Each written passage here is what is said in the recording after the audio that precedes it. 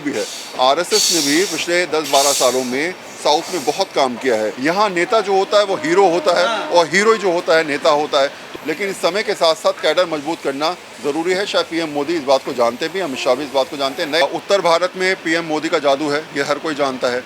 अब दक्षिण भारत में उस जादू को बरकरार रखने की बात, उस जादू को आगे बढ़ाने की बात, उस जादू के ज़रिए कहीं ना कहीं अपने वर्चस्व की बात को सबके सामने रखने की बात को पीएम जानना चाहते हैं, बढ़ाना चाहते हैं। शायद दक्षिण भारत एक ऐसा बीजेपी के लिए मुसीबत का सबब हमेशा बना रहा है जहां पर बीजेपी बहुत ज़्यादा कुछ नहीं कर पाई। आपको याद होगा कि तिरुवनंतपुरम में जब निगम के चुनाव हुए थे तो ऐसे में बीजेपी ने जीत हासिल करी और शशि थरूर के घर में जो है वो हरा कर सीधे तौर पे समझाया कि भाई हम जो है वो यहाँ पर अपने आप को ला रहे हैं। लेकिन ये एक छोटी सी बात है। अगर आपको पूरे प्रदेश में जीत हासिल करनी है तो आपको लोकल पार्टीज़ के साथ जो है कोलैबोरेशन करना पड़ेगा। तमिलनाडु में बीजेपी ने एनडीए को मजबूती के साथ वहाँ पर खड़ी करने की कोशिश करी है। आज प्रधानमंत्री की वहाँ पर जो रैली है उसमें एनडीए के तमाम जो दल हैं जो वो वहाँ पर मौजूद रहेंगे, उनके ज़रिए एक मैसेज देने का प्रयास किया जाएगा कि हम सब साथ हैं और इस बार जनता हम पे विश्वास करे। लेकिन राहें इतनी आसान इसलिए नहीं है क्योंकि जब लैंग्वेज एक तो बैरियर है और दूसरी बात है कि नॉर्थ और साउथ दोनों की सोच बिल्कुल अलग हो जाती है। पॉलिटिक्स भी अलग है। पॉलिटिक्स बिल्कुल अलग हो जाती है। यहाँ नेता जो होता है वो हीरो होता है और हीरो जो होता है नेता होता है। तो भगवान कह सकते हैं, भगवान आप कह सकते हैं। वहाँ नॉर्थ की तरफ जो है वो राजनेता को राजनेता की तरह लिया जाता है, उसकी सोच के हिसाब से चला जाता है, जातिगत राजनीति होती है, उन्हीं के हिसाब से चीज़ों को जो है वोट बैंक में तब्दील किया जाता है। लेकिन नॉर्थ साउथ में बिल्कुल अलग है। यहाँ पर अगर आपका क्रेज़ चलेगा तो आप एक बार में सुपरस्टार बन जाएंगे। अगर आपका क्रेज़ खत्म होगा तो आपको फिर पूछने वाला अगला 20 साल तक कोई नहीं होगा। और ऐसे बड़े बड़े उदाहरण हमने हमेशा देखे हैं। हाँ, मुझे लगता है बीजेपी के लिए इस बार तो निश्चित तौर पे फ़ायदा हो सकता है, लेकिन ज़मीनी स्तर पे कितना फ़ायदा होगा, चुनावों में कितना फ़ायदा होगा, लोग कितना आपसे ज़्यादा इंटरेक्ट होंगे। आज रोड शो भी है केरला में, तो उसका कितना इम्पैक्ट पड़ेगा ये देखना दूर की बात है। लेकिन हाँ, बीजेपी के लिए बड़ा सौदा रहेगा हमेशा के लिए कि अगर साउथ पे आप एक कदम भी आगे बढ़ पाए। कर्नाटक में आपने वो चीज़ हासिल करी थी लेकिन वो भी आपके हाथ से निकलती नज़र आई। और अब फिलहाल आप केरला में और तमिलनाडु में आप सोच रहे हैं, तो इतनी आसान राहें नहीं है। लेकिन कोशिश करने वाले कहते हैं कि शायद प्रयास में कभी कभी जीत की उम्मीद बन जाती है। लेकिन ये जो ट्रेन है ना, मास मूवमेंट होता है, आम लोगों का व्हीकल होता है। अमृत भारत ऐसी ट्रेन कही जाती है जो आम लोगों को बेहतर सुविधा देने की बात। तो ये 4 जो अमृत भारत और एक जनरल ट्रेन जो कॉम्बो जो डाला गया है, जो चारों राज्यों को जोड़ेगा, उनके यात्रियों को रास्ता देगा, तो क्या इसका इफेक्ट आएगा? देखिए, साउथ को जोड़ने की सोच, अगर आप सीधे तौर पे केरला से तमिलनाडु को, आप कर्नाटक को जोड़ने की कोशिश करेंगे, आप जो है पौंडीचेरी को जोड़ने की कोशिश करेंगे, आप साउथ के 4 राज्यों को या 5 राज्यों को जोड़ने की कोशिश करते हैं, तो ऐसी परिस्थिति में आप खुद सोचिए कनेक्टिविटी का फ़र्क पड़ता है, कनेक्टिविटी से असर पड़ता है। लेकिन क्या अब आप खुद सोचिए मनोज, क्या वाकई रेलें अब माध्यम बची हैं वोट बैंक को तब्दील करने की? ये बात तब हो सकती थी कि जब लालू रेल मंत्री थे, उस ज़माने में जो है वो ट्रेन चलाई जाती थी और कहा जाता था बिहार के लिए 10 ट्रेनें। पश्चिम बंगाल में जब ममता बनर्जी रेल मंत्री बनी तो उन्होंने पश्चिम बंगाल के तमाम ट्रेनें शुरू कर दी। तो ये तब की बात हो सकती है कि आप एक विशेष प्रदेश के वहाँ के रेल मंत्री फ़ायदा उठा दें या फिर पीएम चाहें तो किसी को फ़ायदा दें। लेकिन मुझे नहीं लगता बहुत ज़्यादा कि अब रेलों के माध्यम से, ट्रेन के माध्यम से, कनेक्टिविटी के माध्यम से आप वोट बैंक को अपनी ओर तब्दील कर सकते हैं। हाँ, थोड़ा बहुत इम्पैक्ट पड़ सकता है, सुविधा के नाम पे आप गिना सकते हैं कि हमने ये किया वो किया, लेकिन इसे वोट बैंक पे तब्दील करना, लोगों को समझाना, हमने बहुत बड़ा काम किया है, मुझे नहीं लगता कि इसका बहुत बात बिल्कुल ठीक करे। लेकिन कहीं ना कहीं एक टच एंट्री कहीं ना कहीं इनसे हो जाएगी कि मोदी ने ट्रेन चलाई है, केरल से ट्रेन चलाई है, सरकार तो रही नहीं, आम लोगों को सरकार सेंट्रिक पॉलिटिक्स जो होती है टच होती, इन ट्रेनों से कहीं ना कहीं लोगों को चर्चा करने का, महसूस करने का, बात करने का मौका जरूर मिलेगा। बिल्कुल मिलेगा, क्योंकि आप सेंट्रल के हाथ में जो कुछ है वो तो देगा ही देगा। और आज आपने देख ही रहे हैं कि तमाम चीज़ों की सुविधाओं के जितने हाथ में हैं उतने दिया जा रहा है। जो रेहड़ी पटरी वाले कारीगर हैं उनको जो है 1 लाख रुपए तक का क्रेडिट कार्ड, जो आप बात करें, 1 लाख लोगों को दिया जाएगा। तो ऐसे में वो एक सोच। दूसरी बात, कहीं ना कहीं जो है वो उसी सोच के हिसाब से सेंट्रल की योजनाओं को ज़मीन तक पहुंचाने के लिए जो स्थिति तब आप देखेंगे पश्चिम बंगाल में है। पश्चिम बंगाल में आप कुछ नहीं कर सकते, लेकिन उसके बाद भी आप ट्रेन चला रहे हैं, वहाँ पर सेंट्रल की योजनाएं पहुंचाने की कोशिश कर रहे हैं। आप ये दिखाने की कोशिश करें कि हम चाहते हैं यहाँ पर ये किया जाए, लेकिन राज्य सरकारें करने नहीं दे रही। लेकिन हमारे हाथ में जितना कुछ है हम करके दिखाएंगे आपको। मोदी का ऑरा भी बुनाने की बात, मोदी का चेहरा उत्तर भारत में चेहरा एक मतलब बिगड़ हो गया, नॉर्मल से बहुत बड़ा उनका जो है चेहरा हो गया है, उनके चेहरे पे चुनाव जीते जाते हैं, लोकल लीडरशिप खत्म होती। जहाँ साउथ की बात है, जहाँ पर नेता को भगवान मानते हैं, हीरो मानते हैं, क्या मोदी का करिश्मा यहाँ हो पाएगा, नहीं हो पाएगा? वो चीज़ें मोदी का करिश्मा यहाँ क्या कर पाएगा? देखिए, करीब कहा जाए तो 2014 से 2026 आ गई है और पिछले 11 साल में लगभग 11-12 साल 12वां साल चल रहा होने वाला है।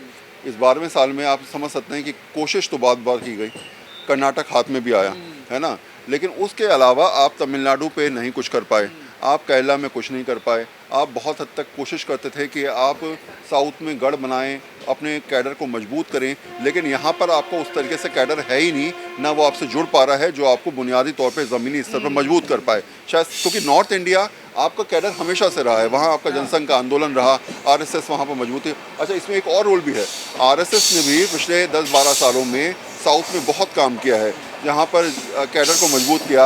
आरएसएस के संघ की शाखाएं जो हैं वो साउथ में जो हैं वो शुरू की गई, अलग अलग क्षेत्रों में जो है वो ज़मीनी स्तर पर कार्यकर्ता जो हैं वो लोगों से राष्ट्रपति जो है साउथ से हैं। हाँ, तो ये एक रणनीति है, ये भी एक रणनीति है निश्चित तौर पे, लेकिन ये है कि आरएसएस संघ के ज़रिए बीजेपी ने अपने आप को मजबूती देने की ज़रूर कोशिश करी है, लेकिन अभी फ़िलहाल बीजेपी उस बुनियादी तौर पे नहीं है जिससे हम कहें कि बड़ा फेरबदल किया जाए या बड़ा चीज़ें हो सकती है। फिलहाल ऐसी रणनीति स्थिति नज़र नहीं आ रही जिसमें आप कहें कि एक बड़ा फेरबदल हो सकता है। और दूसरी बात है, तमिलनाडु जैसे स्टेट में धर्म का कार्ड भी, यहाँ तो एंटी हिंदू सेगमेंट, डीएमके जो है एंटी हिंदू सेगमेंट खेल के सत्ता में है, इसलिए बीजेपी का जो हिंदुत्व वाला चेहरा है वो काम नहीं कर पा रहा। देखिए, ये थोड़ा सा अलग सही का प्रश्न है और शायद मैं इस पर जवाब देना सही नहीं समझूंगा, लेकिन हाँ ये ज़रूर है कि सीधे तौर पे विवादों में रहे, बयानबाजी उनकी रहती है, और उन बयानबाजियों पर हमेशा विवाद भी रहा है, बीजेपी को मुद्दा भी मिला है, लेकिन सीधे तौर पे उसका कितना फ़ायदा उठा पाई बीजेपी, ये बड़ा इशू रहता है। बड़ा मुद्दा नहीं बना पाई, मुझे तो लगता है नहीं बना पाई, जिस लेवल पर होना चाहिए था, काउंटर जिस लेवल से होना चाहिए। भाई पीएम लेवल से काउंटर क्यों नहीं हुआ, अमित शाह लेवल से काउंटर क्यों नहीं है, बीजेपी चीफ के लेवल से काउंटर क्यों ना, स्टेट लीडरशिप या प्रवक्ता लेवल से काउंटर होने से वो मुद्दा बन नहीं पाता मास। क्योंकि अगर मान लीजिए साउथ से कोई आवाज़ उठती है, आप एंटी हिंदुओं की बात कर रहे हैं, आप सनातन धर्म के खिलाफ की बात कर रहे हैं, चलिए आपकी बात को मान लेता हूँ मैं, अगर कोई बड़ा मुद्दा उठ रहा है और बीजेपी हमेशा उन मुद्दों पर खेलना जानती है, उसको पता है कैसे उन मुद्दों पे आगे बढ़ के राजनीति करनी है या फिर कहीं ना कहीं करती नज़र आ रही है, मैं ये कह रहा हूँ। तो ऐसी परिस्थिति में अगर मान लीजिए कोई भी शख्स कोई बयान देता है तो आप उसको नहीं कर पा रहे हैं, उसको नहीं खेल पा रहे हैं, आप केवल अखबारों के हेडलाइंस और संबित पात्रा या फिर कोई भी प्रवक्ता आकर अगर बोल रहा है तो बहुत बड़ा मुद्दा नहीं बन पाता, और शायद वही मुद्दा हमेशा दबता हुआ नजर आ रहा है, जबकि आप चाहते थे बना भी दे। लेकिन हाँ, मैंने कहा कि उनकी राजनीति से साउथ की राजनीति में आप नॉर्थ की राजनीति में मुद्दा बना सकते हैं, लेकिन क्या वो वाकई मुद्दा दक्षिण भारत में बनता है, ये बड़ा सवाल है, और वो नहीं बन पाता क्योंकि आपका कैडर, आपकी स्थिति यहाँ पर हिंदुत्व की राजनीति इतनी ज़्यादा है या नहीं है, उस हिसाब से आप चीज़ें नहीं कर पा रहे हो। शायद यही वजह है कि तमिलनाडु में, केरला में, साउथ में पीएम मोदी या फिर बीजेपी कोशिश तो ज़रूर करती है हिंदुत्व वाले मुद्दे को आगे लाने के लिए, लेकिन वो कार्ड मुझे लगता है बहुत ज़्यादा नहीं बढ़ पाता, क्योंकि यहाँ पर लोकल पार्टीज़ का सेंटीमेंट इतना ज़्यादा लोगों के साथ जुड़ा हुआ है कि वो उसको तोड़ ही नहीं पा रहे। सेंटीमेंट भी जुड़ा है, जो डीएमके की पॉलिटिक्स है, एंटी हिंदुत्व का जो पीछे एक नैरेटिव रहा है, बैकग्राउंड रहा है इन पार्टीज़ का, सभी पार्टीज़ का, डीएमके हो, एडीएमके हो, सबका हिंदुत्व को लेकर जो रहा उसमें की जड़ें बहुत गहरी हैं, और इसी वजह से वहाँ के लोग जो है हिंदुत्व को इतने मुखर रूप से आलोचना कर पाते हैं जो किसी की नहीं कर पाते। लेकिन अगर इस नैरेटिव को हटाकर अपना नैरेटिव लाना है तो बीजेपी को कैडर भी सेट करना पड़ेगा, और आपको अपने मुद्दे ऊपर जनता को लाना भी पड़ेगा। निश्चित तौर पे अगर ये सोचना है कि आपको इन स्टेट्स में अपनी सरकार बनानी है, आपको सरकार छोड़िए, अगर आपको यहाँ वजूद में आना है, वजूद में आने के लिए आपको कैडर को मजबूत करना है, आपको उसी लेवल पे काम करना पड़ेगा जैसे आपने नॉर्थ में काम किया। आपके साथ से कई सारे स्टेट नहीं थे, वहाँ भी आपने उन स्टेट्स पर मजबूती के साथ अपनी पकड़ बनाई। क्यों आप पे जो है वो एमपी बार बार लौट के आता है, क्यों आप पे गुजरात बार बार लौट के आता है ना, यूपी आप पे लगातार 2 बार से लौट के आ रहा है, तो इसलिए आ रहा है क्योंकि आपका कैडर वहाँ मजबूत है, आप वहाँ जिस प्रकार की राजनीति करना चाहते हैं वहाँ वो राजनीति कर रहे हैं, और शायद यही वजह है कि दक्षिण में जमने के लिए अभी समय है, लेकिन इस समय के साथ साथ कैडर मजबूत करना ज़रूरी है। शायद पीएम मोदी इस बात को जानते भी, अमित शाह भी इस बात को जानते हैं, नए अब अध्यक्ष नवीन किस तरीके से चीज़ों को आगे बढ़ाते हैं वो भी देखना होगा। उनके लिए सबसे बड़ी चुनौती है कि आते ही जो है वो उनके सामने चुनाव पश्चिम बंगाल है और फिर लगातार तमिलनाडु भी है, तो ऐसे में उनके लिए कितनी बड़ी चुनौती है ये भी देखना पड़ेगा। लेकिन हाँ, मैं ये बात ज़रूर मानता हूँ कि आसान राहें नहीं हैं फ़िलहाल बीजेपी के लिए इन स्टेट्स में खासकर, और दोनों स्टेट्स में, खासकर पश्चिम बंगाल और मैं तमिलनाडु की बात करूं या फिर केरला की बात करूं, इन तीन स्टेट्स में तो कम से कम ऐसी हैं कि जहां सत्ता में जो है वो इस तरीके से है कि बीजेपी को आने में और मेहनत करने में और जज्बे के साथ खड़े होने में टाइम लगेगा। हालांकि पश्चिम बंगाल में अभी स्थिति मुझे लगता है कि इनसे ज़्यादा बेहतर है। हाँ, क्योंकि पिछली बार बीजेपी ने काफ़ी अच्छा किया, फिर लोकसभा से सदंतर पर आई, अभी ये सारी फिर लोकसभा में भी लगातार जो है वो स्थिति करी। लेकिन ममता की जो राजनीति है, चाहे आप देखते हैं बड़ी एग्रेसिवली राजनीति वो करती भी हैं, और पिछले दिनों आपने देखा भी कि जब छापा पड़ा ईडी का तो खुद ही पहुंच गई और फाइल उठा, तो वो जानते हैं किस तरीके से जो है वो अगर एक कदम बीजेपी बढ़ाएगी तो 2 कदम वो आगे बढ़ के जो है वो बॉल पे छक्का मारना जानती हैं।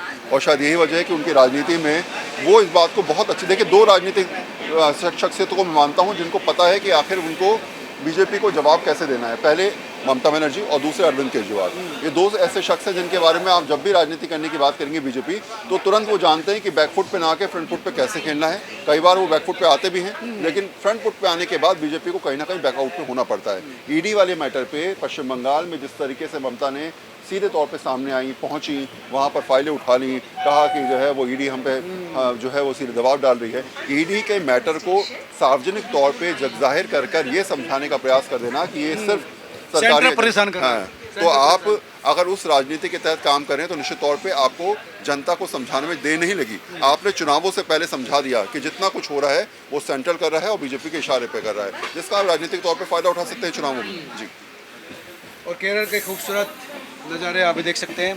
बिल्कुल, आपको हर तरफ जो है वो यहाँ नारियल के पेड़ नज़र आएंगे। मैंने पहले भी कहा कि हरियाली हर तरफ, खूबसूरत यहाँ पर नज़ारे, और समझाने के लिए काफ़ी हैं कि जब केरल की बात की जाए तो समुंदर और हरियाली ये दोनों ऐसी चीज़ हैं जो आपका मन मोह लेंगे और आपको विश्वास दिला देंगे कि यहाँ से बेहतर कुछ नहीं और दक्षिण भारत से बेहतर कोई जगह नहीं। धन्यवाद वरुण। तो ये थे वरुण सिन्हा, मेट्रो एडिटर हैं एक बड़े न्यूज़ चैनल के, जिन्होंने बहुत बेहतर तरीके से साउथ की राजनीति को समझाया और ये समझाया कि ट्रेन और लोकल पॉलिटिक्स कैसे आपस में जुड़ी हुई है और क्या इसका असर हो सकता है। आप तमाम लोग इस एनालिसिस को कैसे देखते हैं ज़रूर बताएं, और क्या हो सकता है उसके बारे में भी कमेंट करें। धन्यवाद, नमस्कार।